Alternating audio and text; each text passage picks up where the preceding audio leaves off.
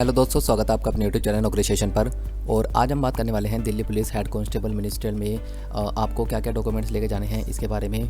और कुछ स्टूडेंट्स के डाउट बन रहे थे, तो आज उन डाउट को भी क्लियर करेंगे कि जिनका एडमिट कार्ड डाउनलोड नहीं हो रहा है या फॉर्म रिजेक्ट हो गया है वो क्या कर सकते हैं, और सेंटर दूर है तो इसमें क्या हो सकता है। तो चलिए शुरू करते हैं।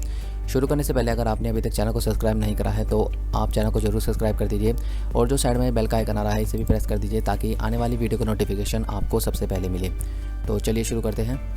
तो सबसे पहले हम यहाँ पर कुछ डाउट्स की बात कर लेते हैं। तो कुछ बच्चों के यहाँ पर मैसेज आ रहे थे कि यहाँ पर उनके एडमिट कार्ड डाउनलोड नहीं हो रहे हैं। तो आप जो है यहाँ पर रीज़न अपना चेक कर लीजिए कि आपका रीज़न सही है या नहीं, क्योंकि क्या होता है कि आपका रीज़न कुछ और होता है, जैसे कि UR वगैरह और NR वगैरह आपका रीज़न होता है, लेकिन आप किसी और रीज़न से यहाँ पर जो एडमिट कार्ड है वो डाउनलोड करने की कोशिश करते हैं। तो आप अपना रीज़न चेक कर लीजिए, फिर आप अपना एडमिट कार्ड डाउनलोड करिए, आपका एडमिट कार्ड डाउनलोड हो जाएगा, ठीक है। और अगर रोल नंबर वगैरह की दिक्कत आ रही है तो आप रोल नंबर वगैरह भी चेक करके गिरेगा, ठीक है।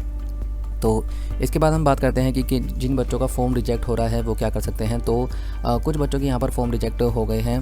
तो आप एक काम करिए कि जो यहाँ पर Delhi police head constable minister की ऑफिशियल साइट है वहाँ पर एक हेल्पलाइन नंबर दिया होता है, तो आप वहाँ पर जाकर उन्हें कॉल करिएगा। तो अगर 1% भी आपके कोई चांस बन रहे होंगे एडमिट कार्ड आने के, तो वो आपके एडमिट कार्ड आ सकते हैं। आप उन्हें कहिएगा कि जैसे कि उन जो भी आपके पास रीज़न आया हो कि आपके सिग्नेचर यहाँ पर ब्लर आ रहे हैं या फ़ोटो ब्लर आ रही है या कोई और भी कारण हो सकता है आपके फॉर्म रिजेक्ट करने का, तो आप उनसे कहिए कि मेरा जो है मैंने ठीक गेरी थी, यहाँ पर फ़ोटो भी सही गेरी थी और जो है सिग्नेचर भी सही गेरे थे।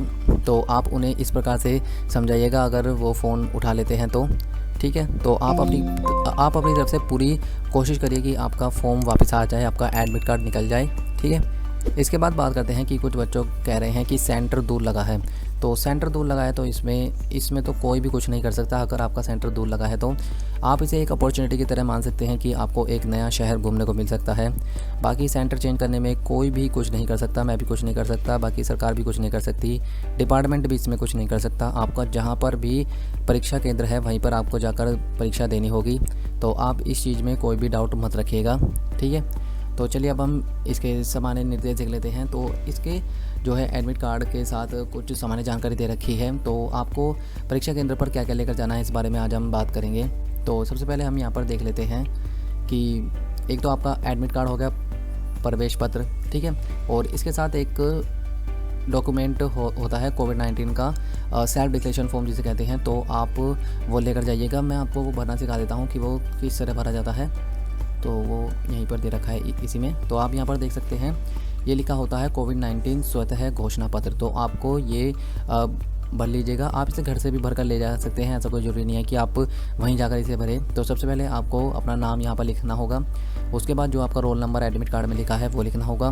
परीक्षा का नाम आपका क्या है, जैसे Delhi police head constable minister आपको यहाँ लिखना होगा।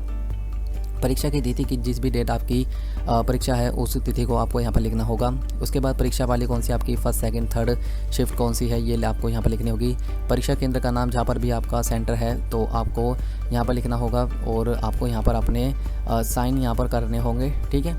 इसी प्रकार से यहाँ इंग्लिश में लिखा होता है नेम, रोल नंबर, और यहाँ पर आपका एग्ज़ाम नेम और एग्ज़ाम डेट और एग्ज़ाम शिफ्ट और एग्ज़ाम वेन्यू यहाँ पर लिखा होता है, और यहाँ पर आपके सिग्नेचर होते हैं। इसी प्रकार से इंग्लिश में होता है। तो आप इसमें ज़्यादा डाउट मत रखिएगा, कोई भी एक भर दीजिएगा। अगर आप इंग्लिश मीडियम से हैं तो आप इंग्लिश में भर दीजिएगा, और आप हिंदी मीडियम में हैं तो आप हिंदी से भर सकते हैं। दोनों भरने की कोई ज़रूरत नहीं होती है, आपकी मर्ज़ी है, आप दोनों भी भर सकते हैं। चलिए इसके बाद हम बात कर लेते हैं कि इसमें क्या सामान्य जानकारी दे रखी है। तो यहाँ पर दे रखा है कि प्रवेश समय के बाद किसी भी अभ्यर्थी को प्रवेश परीक्षा में अनुमति नहीं दी जाएगी। तो भाई जो है गेट बंद होने से पहले, यानी कि लगभग जब आपका पेपर स्टार्ट हो रहा है उससे 1 घंटे पहले आप वहाँ पर परीक्षा केंद्र पर अपने पहुँच जाइए ताकि कोई भी डाउट नहीं रहे, क्योंकि आधे घंटे पहले आपकी एंट्री शुरू हो जाती है। तो आप अपनी एंट्री ले लीजिए, ठीक है। उसके बाद यहाँ पर एक प्रवेश पत्र हो गया। इसके बाद जो मैंने आपको बताया कोविड का डिक्लेरेशन फॉर्म हो गया, ठीक है। उसके बाद आपको पासपोर्ट आकार की नवीनतम रंगीन फ़ोटो की प्रति लेकर जानी है, यानी कि आपको जो भी आपके पास जो आपने फॉर्म में फ़ोटो लगाई थी अगर वो आपके पास है तो आप वही लेकर जाइए, क्योंकि वहाँ पर भी काफ़ी बार डाउट कर जाते हैं कि इसमें एडमिट कार्ड में फ़ोटो अलग है और जो आप फ़ोटो लेकर जाते हैं वो अलग होती है, तो इसमें थोड़ी दिक्कत का सामना करना पड़ता है। तो मैं आपको सलाह दूंगा कि जो आपके एडमिट कार्ड पर फ़ोटो लग रही है आप वही फ़ोटो लेकर जाइए। अगर आपके पास वो फ़ोटो नहीं है तो आप नवीनतम कोई भी रंगीन फ़ोटो यहाँ पर लेकर जा सकते हैं जिसमें कि आपका चेहरा भली भांति यहाँ पर दिखाई दे रहा हो, ठीक है। उसके बाद एक आप वैध प्रमाण पत्र लेकर जा सकते हैं, ओरिजिनल आईडी प्रूफ आपको लेकर जाना है। इसमें आप पासपोर्ट लेकर जा सकते हैं, आधार कार्ड लेकर जा सकते हैं, ड्राइविंग लाइसेंस लेकर जा सकते हैं, और केंद्र सरकार या राज्य सरकार सार्वजनिक क्षेत्र के उपक्रम द्वारा जो कर्मचारी को यहाँ पर सेवा पत्र दिया जाता है वो लेकर जा सकते हैं आप। विश्वविद्यालय या स्कूल द्वारा जो पहचान पत्र दिया जाता है ये लेकर जा सकते हैं। वोटर आईडी कार्ड लेकर जा सकते हैं, पैन कार्ड लेकर जा सकते हैं। रक्षा मंत्रालय द्वारा जारी किया गया भूतपूर्व सैनिक नियुक्ति पुस्तक आप यहाँ पर लेकर जा सकते हैं, ठीक है। और भी क्या यहाँ लिख रखा है, देखिए, केंद्रीय सरकार या राज्य सरकार द्वारा कोई भी अन्य पहचान पत्र यहाँ पर आप लेकर जा सकते हैं। तो आप इस चीज़ को ध्यान रखिएगा कि आप इनमें से जो भी आप ये डॉक्यूमेंट लेकर जाएंगे ये ओरिजिनल लेकर जाना। आप जो भी यहाँ पर वैध प्रमाण पत्र लेकर जाएंगे, आईडी प्रूफ लेकर जाएंगे, वो ओरिजिनल लेकर जाना, फ़ोटोकॉपी मत लेकर जाना, वे फ़ोटोकॉपी को नहीं मानते हैं, ठीक है।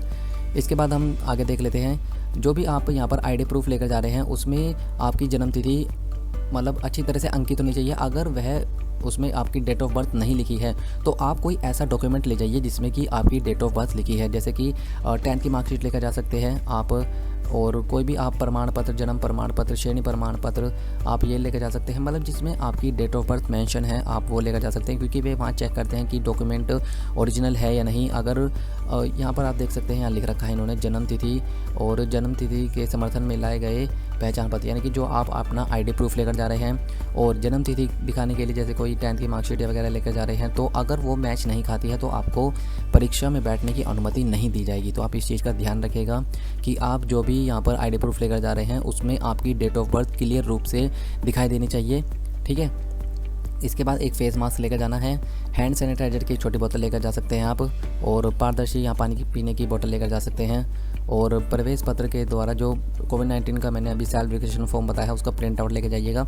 आप एडमिट कार्ड के पीछे ही मत निकलवा लीजिएगा इस प्रिंट आउट को, अलग से एक पेज पर आप इसे निकलवाइएगा। कुछ बच्चे क्या करते हैं, एडमिट कार्ड के पीछे ही इसे निकलवा लेते हैं, तो इसे बैक साइड में मत लगवाइएगा, अलग से एक पेज जो है निकलवाइएगा, क्योंकि वहाँ पर वे इसे रख लेते हैं और आपको एडमिट कार्ड वापस कर दिया जाता है, ठीक है। तो चलिए हम आगे देखते हैं। यहाँ पर देख रखा है, परीक्षा केंद्र में अधिकारियों की अनुमति के बिना अभ्यर्थी को किसी भी कारण से परीक्षा समाप्त होने से पहले लैब को छोड़ने की अनुमति नहीं दी जाएगी। तो आप ऐसा मत करना कि आपका पेपर ख़त्म हो गया तो आप कहने लगे वहाँ कि हमें जाने दीजिए, तो ऐसा नहीं होगा। जब सबका पेपर ख़त्म हो जाएगा सभी को एक साथ जाने दिया जाएगा। अगर आप वहाँ पर ज़्यादा परेशान करेंगे तो आपका पेपर जो है वहाँ कैंसिल भी किया जा सकता है, ठीक है। इन्होंने कहा है कि एक सलाह दी है कि आप परीक्षा केंद्र पर एक दिन पहले पहुंच जाइए, लेकिन अगर आपका सेंटर दूर है तो आप एक दिन पहले पहुंच सकते हैं। अगर आपका सेंटर ज़्यादा पास है, मतलब आपके शहर के ही 20 किलोमीटर या 30 किलोमीटर के दायरे में हैं, तो आप उसी दिन भी जा सकते हैं, ठीक है। तो आप अपनी सुविधा के अनुसार इस चीज़ को देख सकते हैं, इसमें इनका कोई वो नहीं होता है, ठीक है। इसके बाद हम आगे बात करते हैं, कोई भी निर्दिष्ट वस्तु जैसे कि घड़ी, किताबें, पेन, पेपर, चिट, पत्रिकाएं, इलेक्ट्रॉनिक सामान, तो भाई कोई भी इलेक्ट्रॉनिक सामान मत लेकर जाना, जैसे कि ब्लूटूथ डिवाइस हुआ, हेडफोन और spy camera, button whole, scanner, calculator, ठीक है, स्टोरेज डिवाइस, तो ऐसी कोई भी चीज़ आप वहाँ पर मत लेकर जाना, ठीक है। तो आपको ये पहले तो आपकी भारी चेकिंग हो जाएगी, और बाई चांस आप अंदर ले भी गए और आप पकड़े गए तो आपका पेपर कैंसिल करा दिया जाएगा, ठीक है। लड़कियों के लिए मैं कहना चाहता हूँ, जो ये नोज पिन, कंगन, झुमके और चश्मे, ये कड़ा, ये आप कुछ भी पहन कर मत जाइए, और अगर आप पहन कर भी जा रहे हैं तो आप इन्हें अपने बैग में रख दीजिए, ठीक है। यहाँ पर देखिए, यहाँ लिख रखा है, धर्म रीति रिवाज के कारण विशेष पोशाक पहनने की आवश्यकता होती है, ठीक है। तो आप इस चीज़ को ध्यान रखिएगा। बैग वगैरह आप यहाँ पर लेके जा सकते हैं, वहाँ पर रखने की सुविधा होती है, ये इसमें लिखते हैं कि यहाँ पर बैग और नीचे वस्तुएं न लाएं, लेकिन आप लेकर जा सकते हैं, वहाँ पर आप रख सकते हैं, लेकिन जो आपकी जिम्मेदारी है वो स्वयं व्यवस्था की जिम्मेदारी होती है, ठीक है। ये रखवा लेते हैं, लेकिन ये बाद में कहते हैं कि भाई हमारी कोई जिम्मेदारी नहीं होती, तो आपको इसकी जिम्मेदारी स्वयं लेनी होगी, ठीक है। पेन और पेपर परीक्षा लैब में ही आपको दिए जाएंगे रफ कार्य के लिए। तो आप इस चीज़ की दिक्कत मत लीजिएगा कि आपको पेन और पेपर कहाँ से मिलेंगे, तो ये अंदर ही आपको प्रोवाइड कराए जाएंगे। ठीक है, तो चलिए हम आगे बात करते हैं। कंप्यूटर स्क्रीन के द्वारा आपकी जो है यहाँ पर जांच की जाएगी। तो इस प्रकार से हमारे पास यहाँ पर कुछ और जानकारी दे रखी है, तो आप इन्हें जो इसका ऑफिशियल नोटिस है वहाँ पर जाकर देख सकते हैं। बाकी जो महत्वपूर्ण जानकारी थी वो मैंने आपको दे दी है। एक बार मैं आपको इंपॉर्टेंट चीज़ें बता देता हूँ कि आपको क्या क्या लेकर जाने हैं। तो आपका एक तो एडमिट कार्ड हो गया।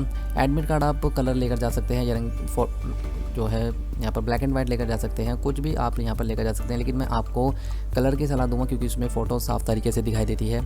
उसके बाद आपको कोई भी आईडी प्रूफ लेकर जाना है, जैसे कि आधार कार्ड हुआ, पासपोर्ट हुआ, ड्राइविंग लाइसेंस और जो भी मैंने यहाँ पर आपको बताया था पैन कार्ड, तो ये ओरिजिनल लेकर जाना आप। ठीक है, और यहाँ पर अगर आपकी उसमें डेट ऑफ बर्थ नहीं दी गई है तो डेट ऑफ बर्थ के लिए कोई डॉक्यूमेंट लेकर जाना। ठीक है, तो दोस्तों ये थी हमारी आज की वीडियो। ये आज हमने पूरा इसके बारे में जानकारी प्राप्त करी है कि क्या क्या यहाँ पर लेकर जाना है। मैं अपने परीक्षा केंद्र के बारे में बता देता हूँ। तो मेरा पेपर जो है वो 17 तारीख को है रुड़की में 3rd शिफ्ट में। ठीक है, तो 16 तारीख को मेरा UPSSC पैट का है और 17 तारीख को रुड़की में मेरा पेपर है 3rd शिफ्ट में, इसका हेड कांस्टेबल मिनिस्ट्रियल का। तो वहाँ जाएंगे। तो दोस्तों मिलते हैं नेक्स्ट टॉपिक के साथ नेक्स्ट वीडियो में। अगर आपको ये वीडियो पसंद आई हो तो आप इस वीडियो को ज़रूर लाइक करें, अपने दोस्तों के साथ भी शेयर करें, और अगर आपने अभी तक चैनल को सब्सक्राइब नहीं करा है तो चैनल को भी आप सब्सक्राइब कर सकते हैं। ठीक है, और अब आप हमें इंस्टाग्राम पर भी फॉलो कर सकते हैं। आप इंस्टाग्राम पर सर्च करेंगे नौकरी स्टेशन, तो आपको हमारा वहाँ पेज दिखाई देगा। आप वहाँ जाकर हमें फॉलो कर सकते हैं, वहाँ पर आपको गवर्नमेंट जॉब से रिलेटेड इन्फॉर्मेशन मिलती है। तो मिलते हैं नेक्स्ट टॉपिक के साथ नेक्स्ट वीडियो में।